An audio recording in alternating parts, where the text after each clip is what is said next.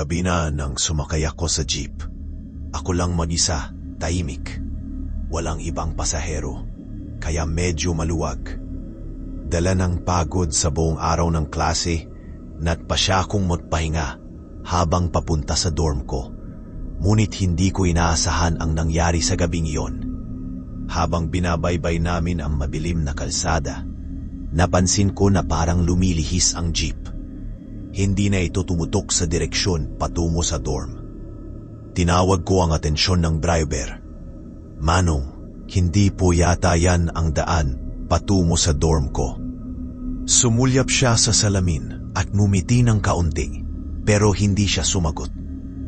Ako naman, nag-aalala, ngunit pinilit ko na lang magtiwala. Bilang sagot, ilang minuto ang lumipas at ibinalik ng driver ang jeep sa tamang daan. Naramdaman ko na may kakaibang kaba sa aking dibdib. Pagdating namin sa dorm, mabilis akong bumaba at nagbayad. Ngunit habang inabot ko ang bayad ko, bumulong siya sa akin. Malumanay ngunit may kabang dumaloy sa kanyang mga salita.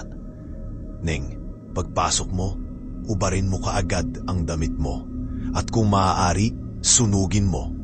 Nagulat ako, nagtataka. Anong ibig mong sabihin? Ngumiti siya ng bahagya, ngunit parang hindi ito nagbabalak na magtago ng kahit anong emosyon. "Kanina, nung tumingin ako sa salamin, wala kang ulo." Nagustuhan mo ba ang kwento ni Tito mo Juan? Mag-follow na para lagi kang updated sa susunod nating video.